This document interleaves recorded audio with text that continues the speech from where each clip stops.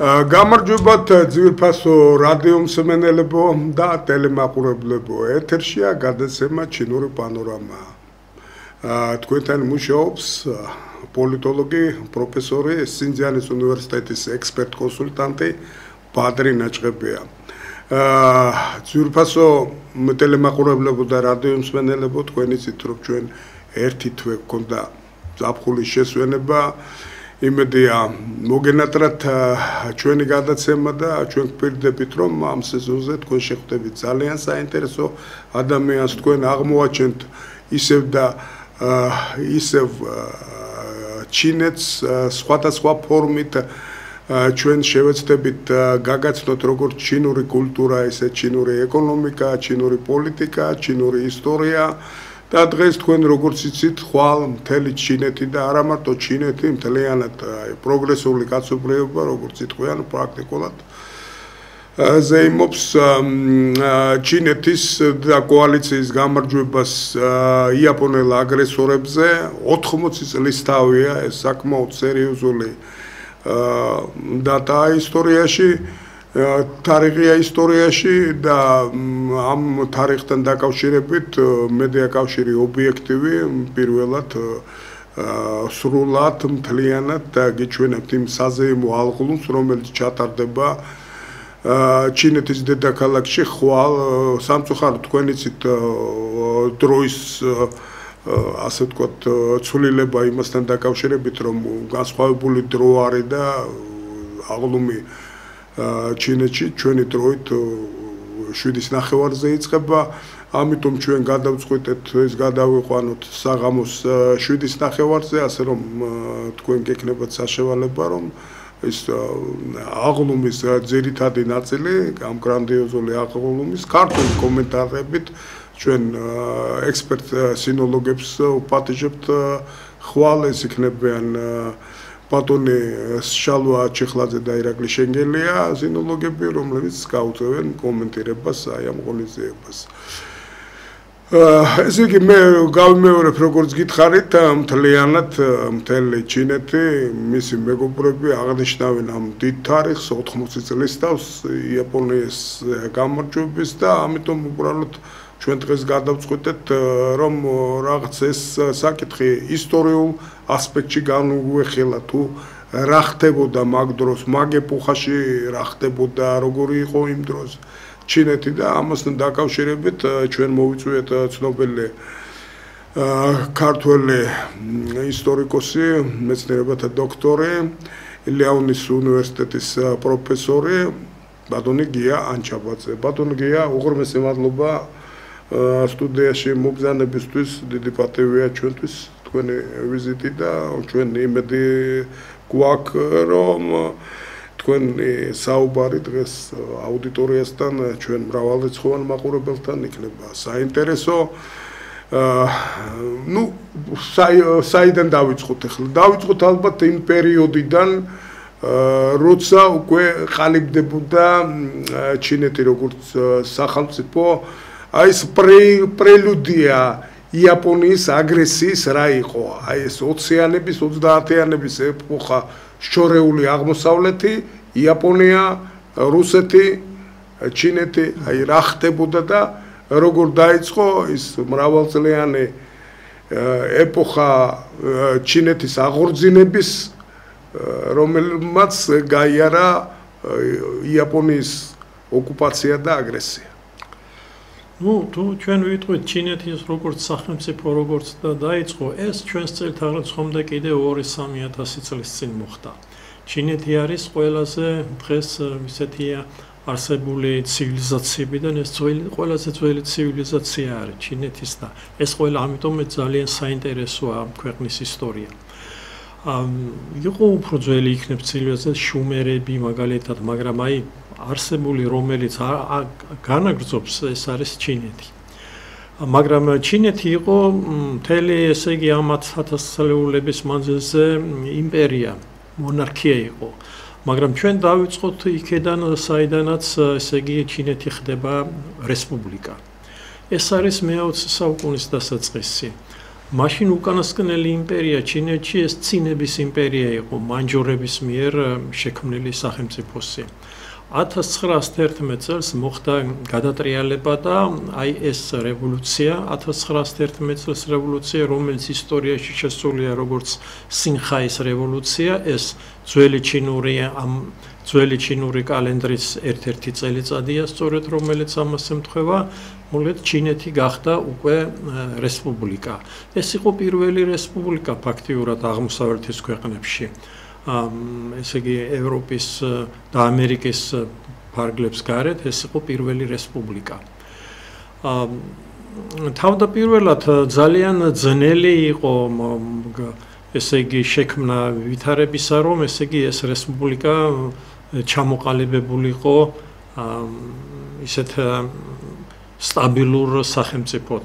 იმიტომ რომ ჩინეთი მოგეხსენებათ დიდი ქვეყანა არის, მრავალრიცხოვანი მოსახლეობით, უკვე მაშინ ეს პირველი სახელმწიფო იყო მოსახლეობით მსოფლიოში და უზარმაზარი ტერიტორიები, ამიტომ სხვადასხვა რეგიონებში ჩინეთისა სხვადასხვა ხელისუფლებები იყო გაბატონებული. 1916 წლიდან 1926 წლამდე ითვლება, რომ ჩინეთში იყო სწორედ ესეთი რეგიონალური ხელისუფლებები, რეგიონალური გენერლები იჯდნენ იქ, როგორც სამხედრო პირები ან რაღაც შეერაღებული ჯაჯგუფებების მეთაურები, რომელიც ფაქტიურად ჩინეთი მათ დააკუცმაცეს, თუმცა ითვლებოდა ქვეყანა რომ არის ერთიანი რესპუბლიკა, მაგრამ ეს რესპუბლიკა რეალურად არ იყო. შემდეგ უკვე 1925 წლის შემდეგ მაშინ გარდაიცვალა სუნია ცენი, ის რომელიც ამ ჩინეთის რესპუბლიკის ფაქტიურად სულის ჩამდგმელია, მაგრამ იგი რესპუბლიკის პრეზიდენტი ვერ გახდა, იმიტომ რომ არ შეექმნა სამოქალაქო ომის სიტუაცია, მან დაუთმო სხვას მაშინ საჭირო იყო ასე გაკეთება. სუნია ცენის ასევე მიეწერება დამსახურება არის პოლიტიკური პარტიის, ნაციონალური პოლიტიკური პარტიის გომინდანის ჩამოყალიბება. სხვა ისიც იქმნება ჩინეთში პარტიები, მაგალითად კომუნისტური პარტია, ესე იგი ყველაზე გავლენიანი 1922 შეიქმნა. 21 შეიქმნა. ხო, თავდაპირველად ნაციონალური პარტია და კომუნისტური პარტია ერთად გამოდიოდნენ ხოლმე, იმიტომ რომ მემარცხენე პარტიები იყვნენ და მათ ესე იგი დაპირისპირება მათი იმ ჩრდილოეთის ძირითადად ჩრდილოეთი და ცენტრალური ჩინეთის იმ მილიტარისტ გენერლებთან, რომლებმაც დაიკუცმაცეს ეს ჩინური პროვინციები და მათ მართავდნენ როგორც თვითონ მოიხასიათებოდათ, მათ წინააღმდეგ ერთიანად დაიწყეს ბრძოლა.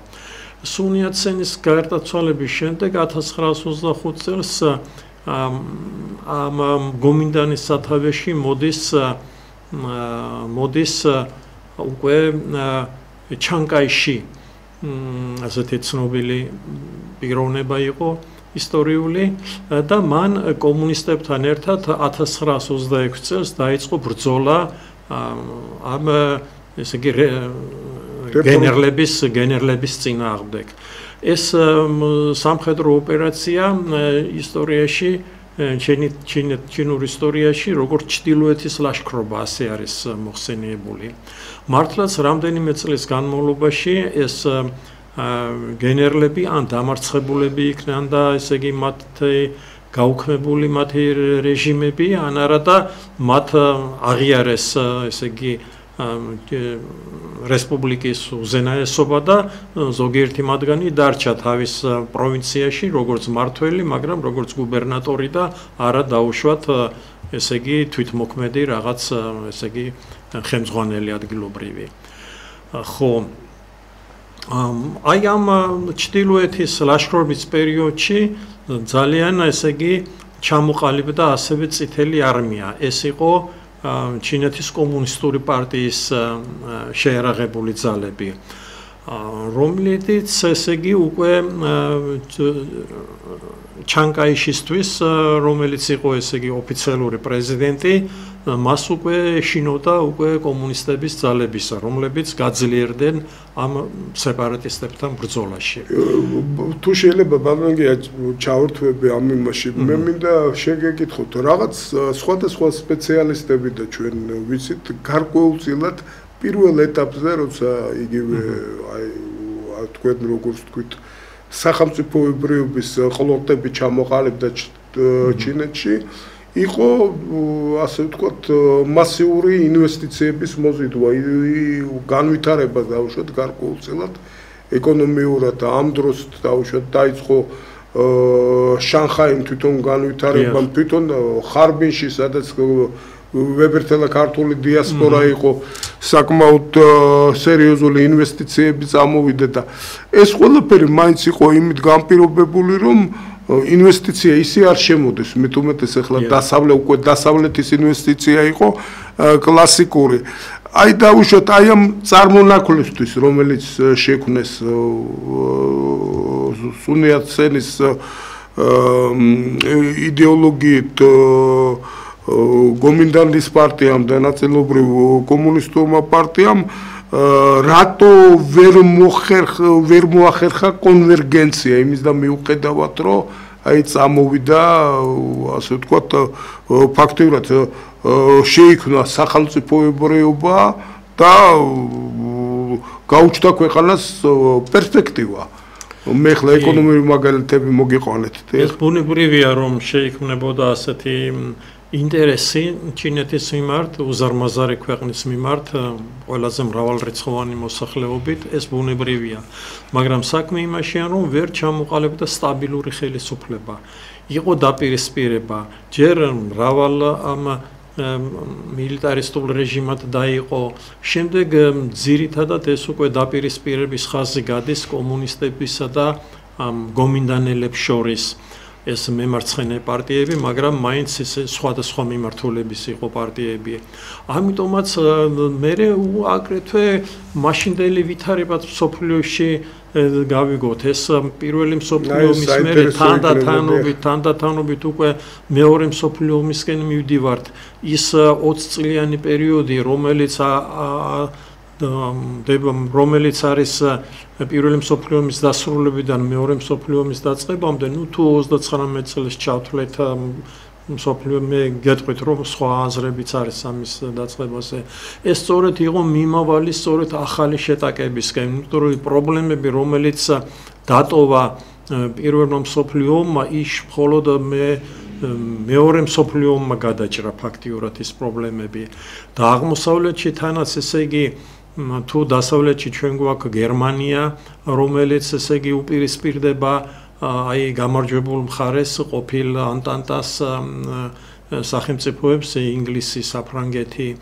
ხო, აი აღმოსავლეთში ჩვენ იაპონიის იმპერია გვაქვს, რომელიც პირველ მსოფლიო ომში მონაწილეობდა ანტანტის მხარეზე, მათ დაიპყრეს რაღაც ტერიტორიები, თვითონ ჩინეთის სანაპიროებზეც შეიქმნეს თავისი საყრდენი პუნქტები, ცინდაო მაგალითად და სხვა ასეთი ადგილები, მაგრამ ესე იგი მათ იმპერიას, იაპონურ იმპერიას ისევ დაპყრობები უნდოდა და ჩინეთი, რომელიც აი დასუსტებული იყო ამ ურთიერთშუღლით, შინაგანი ესე იგი განხეთქილებებით, სამოქალაქო ომის ესე იგი დაწყებით, ცოტა 26-27-ში იწყება სამოქალაქო ომი ფორმალურად. ხო, უკვე ისინი მათთვის ეს ჩინეთი ერთ-ერთი ის იყო მიზანი, რომელიც უნდა დაეპყროთ. ამ დროისათვის მათ უკვე ჯერ ერთი უფრო 1895 წელს ჩინეთს წაართვეს კუნძული ტაივანი. შემდეგ 1910 წლისთვის მოახდინეს კორეის ანექსია, ფაქტიურად ესე იგი უკვე ჩინეთის ბაზამზადდებოდა უკვე დადებული იყო ჩინეთის საზღვრებზე, ხო. ამიტომ ეს ყველაფერი პოლიტიკური მომენტებმა აი ამ ვერ გადაძლია მხოლოდ დაუშვათ ვაჭრობამ და ეკონომიკამ და იმათ ვერ გადაჭრა ასეთი პოლიტიკური პრობლემები ვერ გადაჭრა. 27 წელი ვახსენე როგორც სამოქალაქო ომის დასაწყისად, თუმცა მანამდე სამოქალაქო ომი იყო იგივე ჩრდილოეთის ლაშქრობა აბარა არის, მაგრამ უკვე კომინდანსა და ესე იგი კომუნისტებს შორის მიზეზი იყო უშუალოდ მიზეზი ალბათ მაინც მოხდებოდა, მაგრამ საბაბი ის რომ დახოცეს ბევრი კომუნისტები გომინდანელებმა იმედი ჰქონდათ რომ ამითი დაასუსტებდნენ მათ, მაგრამ რეალურად მოხდა ის რომ კომუნისტებმა შეინარჩუნეს თავისი ძალები და უკვე გადავიდა ქვეყანა უკვე ომში ჩაება. ესე იგი გომინდანის რომელიც მთავრობაშია, რომელიც პრეზიდენტია გომინდანის ლიდერი და კომუნისტური ესე იგი მხარე. კომუნისტური ესე იგი ძალების სათავეში მაშინ ერთი ვინმე გამორჩეული პიროვნება არ ყოფილა. იქ მთელი ჯგუფური ისეთი ხელმძღვანელობა იყო. 1927 წელს იწყება სამოქალაქო ომი. ძირითადი ბრძოლების თავდაპირველად მიმდინარეობს სამხრეთ ჩინეთში, სადაც გომინდანელებს უკეთესი მდგომარეობა აქვთ. გომინდანელების დედაქალაქი ნანკინი იყო, სამხრეთის დედაქალაქი. მოგეხსენებათ, პეკინი არის ჩრდილოეთის დედაქალაქი, ნანკინი არის სამხრეთის დედაქალაქი. და იქ ესე იგი კომუნისტებს უკვე აღარ შეეძლოთ დარჩენა იმდენად, ესე იგი წარმატებული იყო ამათი შემოტევა. ამიტომ იწყება ჩინეთის თანამედროვე ისტორიაში ძალიან ცნობილი და ესე იგი მართლაც გმირული ეპოპეა, რასაც ეწოდება დიდი ლაშქრობა. როდესაც წითელი არმია ცალკე მათი ცალკეული შენაერთები ერთი დაიძრენ ჩრდილოეთისაკენ. ეს ჩრდილოეთისაკენ წასვლა, სადაც უფრო ესე იგი კომუნისტების გავლენა უფრო ადვილი იქნებოდა და ნაკლები გავლენა ჰქონდა ჩანკაიშის. ეს გადავიდნენ, ესე იგი პირდაპირი გზით ვერ წავიდოდნენ, იმიტომ რომ გზები გადაკეტილი იყო გომინდანელების ჯარების მიერ. მათ დასავლეთის მხრიდან მოუარეს ჩინეთს. ჩინეთის ესე იგი კულტურული განვითარებული ნაწილი მოუარეს მას დასავლეთიდან, იქ სადაც მოსახლეობა ცოტა არის, სადაც მთები არის, მდინარეები, გზები არ არის. აი ეს დიდი ლაშქრობა იყო მართლა აი გმირული ისეთი სვლა, სადაც მონაწილეობდა 200-300 კაცი, მაგრამ ესენი ცალკე კოლონებად დაწყობილები იყვნენ, არა რაღაცა ერთად მიდიოდა ამდენი ხალხი, ეს შეუძლებელი იქნებოდა. გადაიარეს მათ ესე იგი ეს დიდი მთები, სადაც გზები არ იყო გაყვანილი, ჭაობიანი ადგილები, სადაც ესე იგი 1000-ობით კილომეტრზე ჭაობი და ისინი იყო უზარმაზარი მდინარეები იყო გადასალახავი, სადაც ხიდები არ იყო. აი ყველაფერი ეს გადაიარეს და 25,000 ადამიანი ბოლოს როგორც ითვლება, სხვადასხვა ციფრებს ვხედავთ ხოლმე ზოგჯერ, გადავიდა ჩრდილოეთში, ეს იმ ადგილებში, სადღაც უკვე აი სადაც მონღოლური სტეპები, სადაც იწყება, სადაც საკმაოდ ცივი, მკაცრი ისეთი განსუს და შენსის პროვინციებში და იქ უკვე დაიწყო, ესე იგი ეს კომუნისტური ახალი ბაზის შექმნა. ხო, მართალია როგორც გითხარით, დიდი ნაწილი ამ მოლაშქრეების დაიღუპა ამ ლაშქრობაში, თანაც რა თქმა უნდა გომინდანელები წინააღმდეგობას უწევდნენ, მათ ცდილობდნენ რომ გზები გადაეკეტათ, მაგრამ ის რომლებიც გავიდნენ, ეს უკვე ჩამოყალიბებული იყო როგორც ესე იგი შეარაღებული ბირთვი, გამოცდილი ასე შემდეგ და ჩინეთის ხელისუფლებაშიც ესე კომუნისტური არმიის, კომუნისტური ესე იგი პარტიის სათავეშიც უკვე ამ დროს უკვე მაოძედუნი იყო და ესე იგი ყველანაირად ეს იყო შეკრული ძალა, რომელსაც შეეძლო გაეწია წინააღმდეგობა გომინდანელებისათვის. ეს ბრძოლა გრძელდება რამდენიმე წელიწადი. ჩინეთის სამოქალაქო ომი და ის იყოფა ორ ეტაპად. ჩინეთის სამოქალაქო ომი. პირველი 27 წლები და მეორე უკვე მეორე მსოფლიო ომის შემდეგ 46, 49, 50 წლები. აი რატომ ხდება ხო? კითხო თუ გაქვთ მითხარი. იცით ახლა სანამ გადახვალთ აი ამ ეტაპზე მე ვიცი მე მინდა შეგეკითხოთ იმასთან დაკავშირებით რომ აი თქვენ ლიდერები ახსენეთ რომ კომუნისტურ პარტიას ლიდერები არ ყავდა. თავდაპირველად. რამ გამოიწვია რომ აი თვითონ მაოს რათვისებებმა გამოიწვია რომ მაო გახდა ლიდერი, იმიტომ რომ სვადოცა ინფორმაციით მას აი ესეთი პირდაპირ პროლეტარული წარმოშობა არ ქონდა დაუშვათ იგივე მაოძედუმს. გლეხური ოჯახიდან იყო. პროლეტარიატი მცირერიცხოვანი იყო ძალიან ჩინეთში. ამიტომ ფაქტიურად ძირითად მოსახლეობას ნაწილს წარმოადგენდა და ამიტომ კომუნისტური პარტია სწორედ ეყრდნობოდა გლეხობას, იმიტომ რომ გლეხობა იყო ძირითადი მასა ჩინეთის მოსახლეობისა და მართლაც გლეხობმა დაუჭირა მხარი კომუნისტებს და ამიტომაც მოხდა რომ გაიმარჯვეს მათ ბრძოლაში. ხო და ალბათ რომ უპირველეს ყოვლისა თვითონ ალბათ მაოძედუნის როგორც ლიდერის თვისებები ალბათ ეს უნდა ვიფიქროთ რომ თანდათან იმ ჯგუფში იმ კოლექტივში ჩამოყალიბდა ბოლოს იმიტომ რომ როცა არის ასეთი მით უმეტეს ომის პირობები, სამოქალაქო ომის პირობები, უცხოური ინტერვენციის პირობები, უნდა იყოს ვიღაც ერთი ლიდერი, რომელიც თავისთავზე თვითონ აიღებს გადაწყვეტილებებს და არა ხო.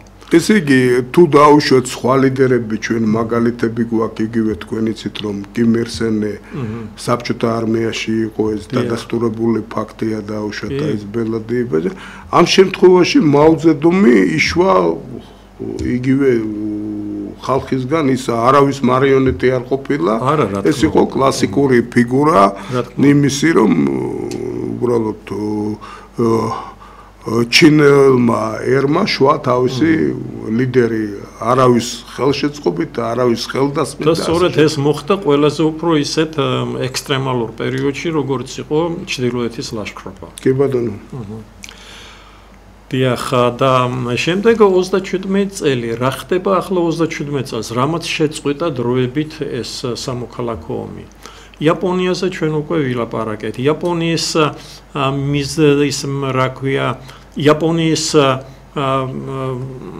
სურვილზე რომ ესე იგი გაბატონებული იყო ჩინეთზე ესეც ჩვენ ვთქვით მაგრამ პირველი შემოსვლა იაპონიის ბატონგია უფრო ადრე იყო მე მგონი ამ იმის იმაზე მანჯუგო აი მაგას ვიტყვი ახლა დიახ ჩრდილოეთის აღმოსავლეთი ნაწილი არის რომელსაც დღეს ესე იგი ჩრდილო-აღმოსავლეთი ექვია ამ პროვინციას ისტორიულად მანჯურია ერქვა სადაც მანჯურების ხალხი ცხოვრობდა დღესაც არიან მაგრამ ნუ შედარებით მცირე რიცხოვანია ეს პატარა ხალხია ხო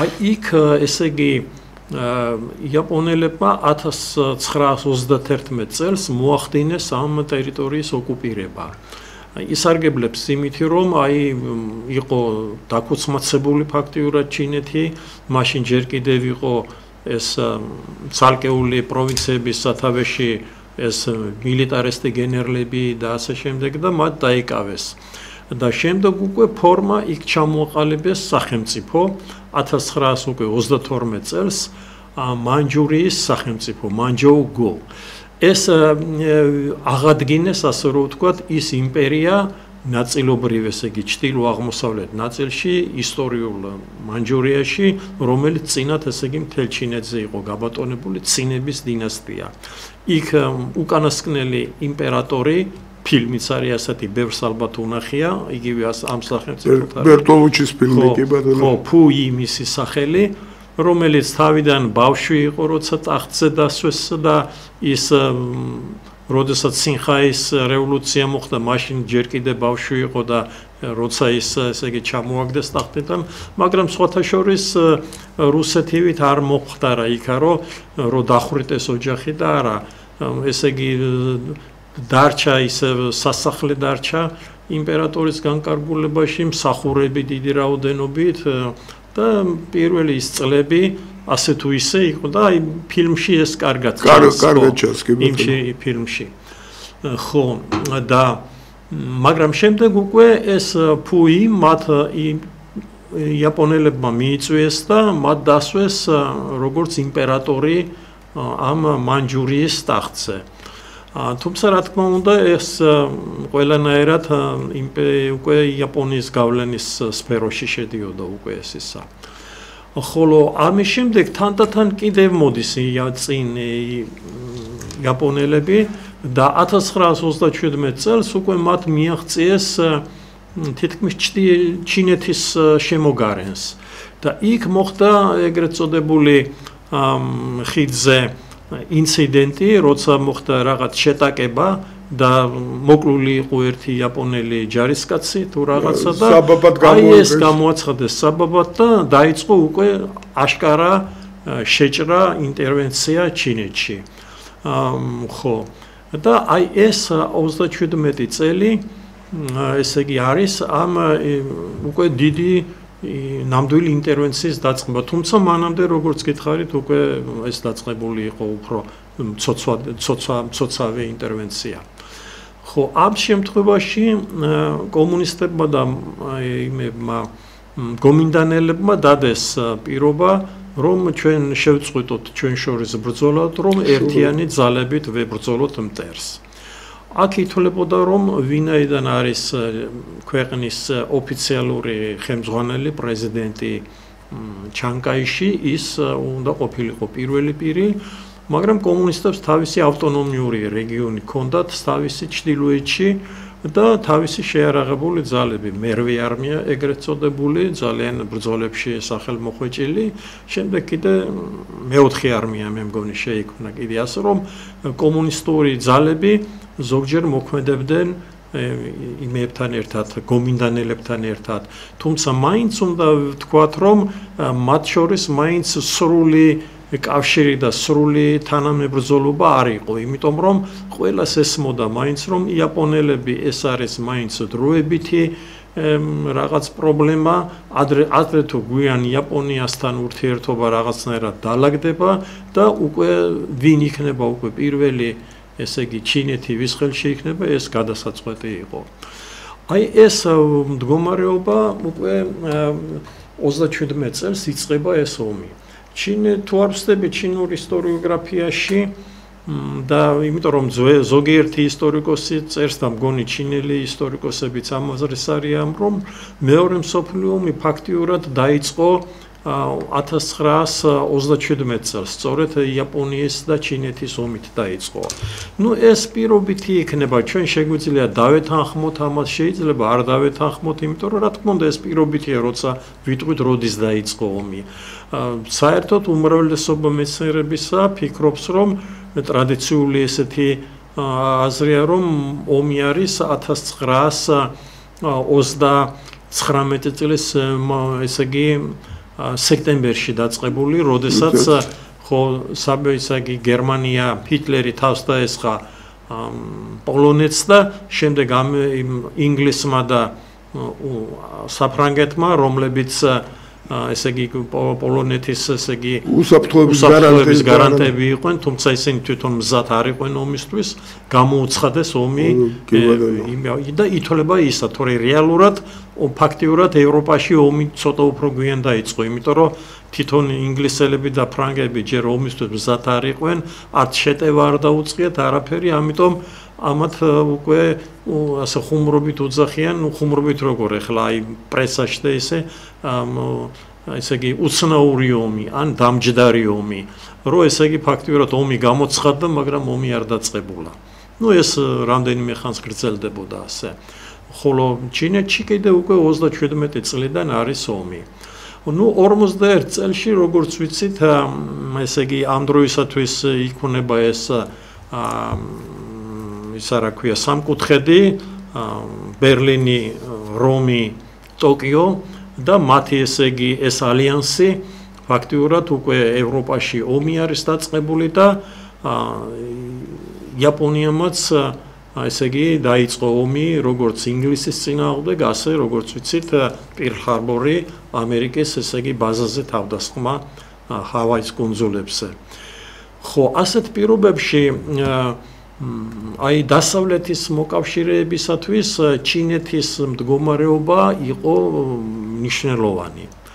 ხო, მე მინდა კიდევ თქვა, ცოტა ესე იგი ადრე შეიძლებოდა ამის თქმა, რომ ჩინეთში არ იყო ისეთი განვითარებული მრეწველობა, ხომ გითხარით, არ იყო პროლეტარიატი, ქარხნები, ჩინეთი ისე კი ცინის იმპერია ჩამორჩენილი იყო თავის დროისათვის ეკონომიკურად ძალიან და ბუნებრივია, თუმცა რევოლუცია მოხდა და შეიქმნა შეიქმნა რესპუბლიკა, მაგრამ დაიწყო ომები და ვის ერცალა უკვე ვეღარ იქნებოდა ეს. ამიტომაც მათ ჭირდებოდა დახმარება. თავის დროზე ძალიან დახმარებას გომინდანს უწევდა საბჭოთა კავშირი. იმიტომ რომ საბჭოთა კავშირი ასევე დაპირისპირებაში იყო იაპონიასთან. ხო, მაგრამ შემდეგ როდესაც უკვე გაწყვიტა ურთიერთობა კომუნისტებთან და დაიწყო სამოქალაქო ომი, უკვე საბჭოელები აღარ ეხმარებოდნენ გომინდანელებს და უკვე კომუნისტების მხარე დაიჭირეს. ახლა უკვე ჩინეთის მხარდაჭერა მოინდომეს ასევე დასავლეთელებმა, ინგლისელებმა, ამერიკელებმა და მათ ესე იგი მათთვის გასაგები იყო, რომ ესე იგი თუ ჩინეთი ბრძოლას განაგრძობს, იქ დაბანდებული იქნება იაპონიის არმიის მნიშვნელოვანი ნაწილი და მათ წყნარი ოკეანის ფრონტზე შედარებით უფრო ადვილი იქნება მოკავშირეებისათვის. ამიტომ თუმცა სანაპირო ჩინეთის უკვე თითქმის მთლიანად ოკუპირებული იყო იაპონელების მიერ,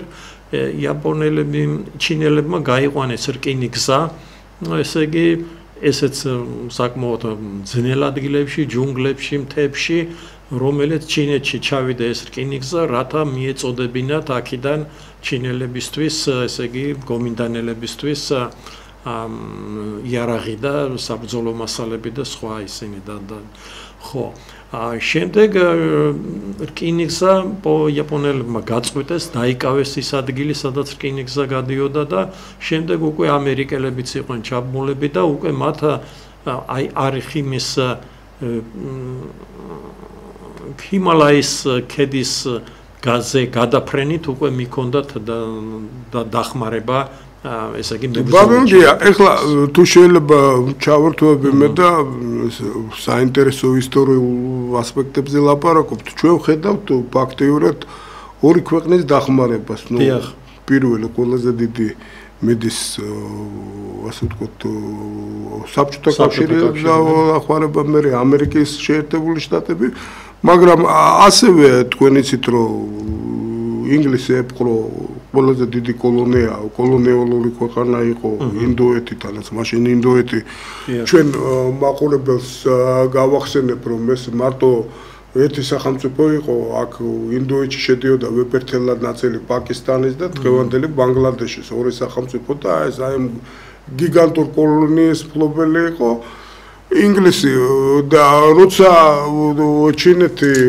ასე ვთქვათ გარკვეულწილად იაპონიის მანევრების შემდეგ აი ამ ბრძოლის დროს რომელიც მიმდინარეობდა იყო ძირითადი ძალები მოჭრილი პორტებისგან ჩინელებმა ჩაიდინეს რაღაც უპრეცედენტო ვაჟკაცობა და აი ტაილანდის ტერიტორიით გავიდნენ ინდოეთის საზღვარზე და ზღვით დაიწყეს მომარაგება. ესე იგი პრაქტიკულად რუსეთი, ამერიკის შეერთებული შტატები და დიდი ბრიტანეთი ერთად ჩინეთის ტერიტორიაზე ებრძოდნენ. აი რკინიგზა რომ თქვი ეს სწორედ ტაილანდის ჯუნგლებიდან გადიოდა და მთებიდან და შემდეგ ესე იგი სიჩუანი და რაღაც ასეთი მთიან ადგილებზე, მაგრამ შემდეგ ის გადაჭრეს იაპონელებმა და შემდეგ ეს ხალხი თვითონ ესე იგი ათასობით, 10,000-ობით ადამიანს მიქონდა ხოლმე, ესე იგი აი რაც ადამიანმა შეიძლება ზურგზე აიკიდოს რაღაც ორი ხურჯინი და აი ფეხით იაროს და აი ასე მიდიოდნენ და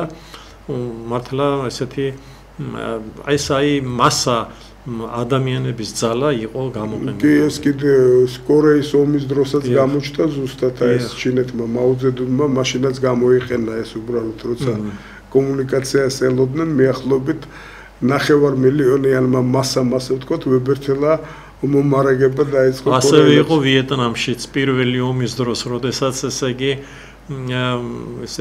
გაცგზები არ არის რაღაც და იმ DMB ინფოსთან, სადაც გადამწყვეტი ბრძოლა მოხდა ფრანგების წინააღმდეგ, პირდაპირ ათასობით ადამიანი ველოსიპედებით მიდიოდნენ, თან გზებიც არ იყო იქ ბილიკები და ამ ველოსიპედებზე არის აკიდებული ეს ყველ და საჭმელი ჯარისკაცებისთვის, ტყვიაწამალი, იარაღი, დაშლილი ზარბაზნები ესე ხელით მოაქვთ და ათასობით ესე იგი ასობით კილომეტრი გაიარეს ათასობით ადამიანმა ესე აი ამ კუთხით ესე იგი პრაქტიკულად ძალიან ბევრი წამიკითხია ახლა აი ამ დახმარებებთან დაკავშირებით იმით რომ სხვადასხვა ექსპერტი სხვადასხვა მკვლევარი მე ბევრი წამიკითხია ამასთან დაკავშირებით ლობირებს გარკვეული მხარეების სერიოზულ მხარდაჭერას რომ ამის გარეშე შეუძლებელი იყოს მაგრამ ერთი ფაქტია რომ ეს იყო ჩინელი ხალხის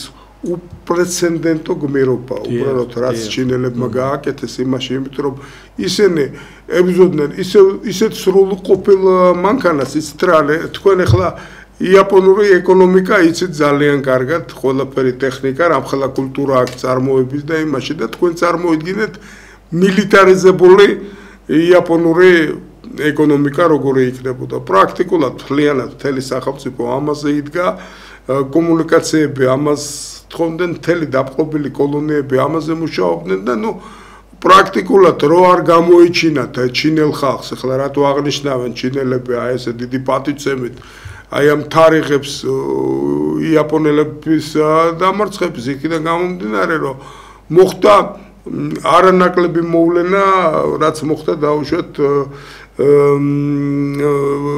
ევროპის თეატრალურ არენაზე ომის ბრძოლის არანამაყრდელობაში იქაც მილიტარიზებული სახელმწიფო იყო, რასაც მთელი ევროპული ეკონომიკა მუშაობდა და ორივე ერთად თქვენ იცით საერთოდ ეს კავშირი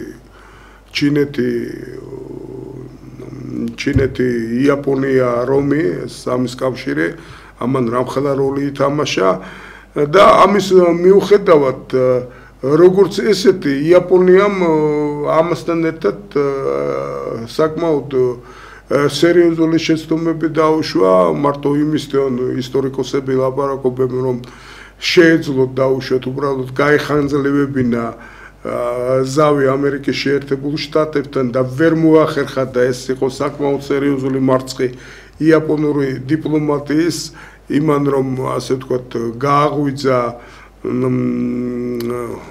ასე ვთქვათ ჰულივერი ყველაზე დიდი ჰულივერი სახელმწიფოთა შორის ამერიკის შეერთებული შტატი ფაქტიურად ამითი იაპონიამ თავის განაჩენი გამოუტანა ბატონო გია და აი ამ კუთხით ახლა მე მინდა ცოტა 45 წლისკენ გავიდეთ აი თქვენ ხო არ გონიათ რომ აი ეს სახელმწიფოები განსაკუთრებით საბჭოთა კავშირი გვიან ჩაება უშუალოდ ამ ომში ფაქტიურად პოცდამის კონფერენციაზე გადაწყდა თუ არ ვწდები სტალინის ჩაბმა ამ ომში რითი იყო ეს გამოწვეული არ ქონდა ინტერესი დაუშვათ სტალინს ქონდა და ამიტომაც ჩაება რომ ქონდა ინტერესი მაგრამ იცით რა არის აი ჩვენი ისტორიოგრაფია როგორც ესეთი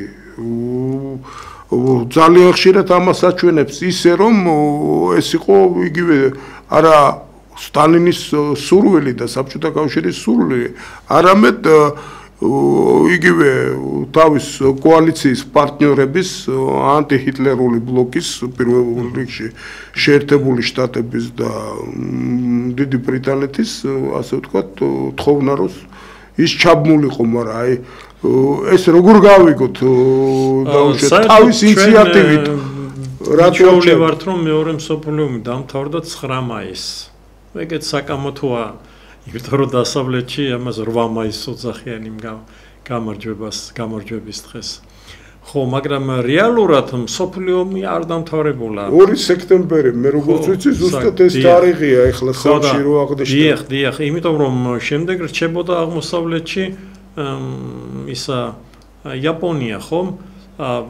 ჩვენ ვთქვით, რომ ესე იგი 3 სახელმწიფო ძირითადი ვინც ესე იგი მეორე მსოფლიო ომში იყო, ესე იგი გერმანია, იტალია და იაპონია და კიდე რამდენიმე ევროპის პატარა შედარებით უფრო პატარა სახელმწიფოები, უნგრეთი, ბულგარეთი, რუმინეთი, რომლებიც იბრძოდნენ ერთად.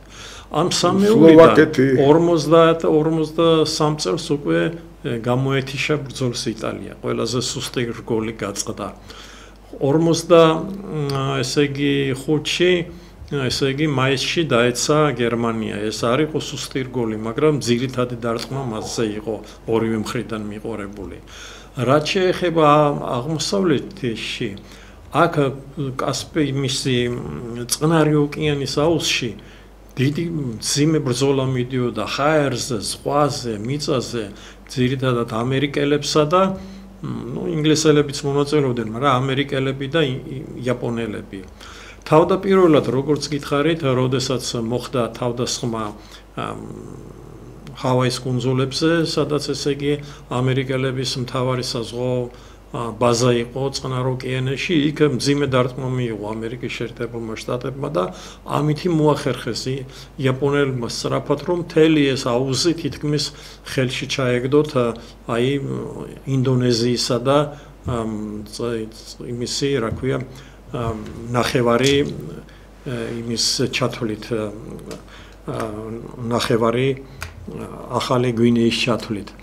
ფაქტიურად უკვე სამხრეთში გაუმეზობლდნენ მათაც ავსტრალიას უკვე ელოდებოდნენ კიდევაც რომ ავსტრალიაში შეიჭრებოდნენ, მაგრამ შემდეგ ამერიკამ მოიძალა თავისი ესე იგი ძალები მოიკრიბა და თანდათან დაიწყო ბრძოლა და თანდათან მაინც ესე იგი ამერიკულმა ეკონომიკამ, ამერიკულმა არმიამ, ეკონომიკით, თორე ახლა საბრძოლო სული იაპონურ არმიასაც ჰქონდა, რა თქმა უნდა. საკმაოდ სერიოზული გასაგონია გაწეული. ეს მოგეხსენებათ ბატონო ბადრი, რომ ბევრი იყო ისეთი ჯარისკაცი, რომელიც ზავის მერეც კი განაგრძობდა ომს და ზოგიერთმა მრავალი ათეული წელიწადიც კი ტყეებში გაატარა იაპონელმა ჯარისკაცმა. თუ არ ვწდები რეკორდი 29 წელი იყო ერთ-ერთი. ხო, 60 წლებში გამოვიდნენ, ხო. სანამ ბრძანება არ მიიღო. სანამ უშუალოდ მათი ეს ოფიცერი არ მოძებნეს, უფროსი მისი, რომელიც ჩავიდა და ავა გამოდი ეხლაო და დადეთოფიო. ასე რომ ესე იგი, ხო, მაგრამ ეკონომიკა, ტექნიკა, ტექნოლოგია ამერიკული ეს უფრო იყო თანდათანობით მათ ეს თანდათანობით შეავიწროვეს. მაგრამ როგორ მოხდებოდა უკანასკნელი მათი დამთავრება, რა თქმა უნდა, უკვე 45 წელს ჩანდა რომ ესე იგი ეს მოკავშირეები ყველგან იქნებოდნენ გამარჯვებულები გერმანიის დაცემის მერე. მაგრამ თვითონ იაპონიის დაცემა როდის მოხდებოდა? ვარიანტი იყო, აი ვარაუდობდნენ 46, 47 წელი, შეიძლება 48-მდეც გაგრძელებულიყო, იმიტომ რომ თვით იაპონელები ემზადებოდნენ რომ მათ ტერიტორიაზე შეიჭრებოდნენ. უკვე მიუახლოვდა ამერიკელები, მაგრამ ყველაზე ძნელი იქნებოდა რომ ესე იგი თვითონ იაპონიის ტერიტორიაზე მრავალრიცხოვანი მოსახლეობით ქვეყანა, ძალიან ესე იგი ძალიან თავდადებული ხალხი, რომელიც ესე იგი იმპერატორისთვის თავდადებული ხალხია.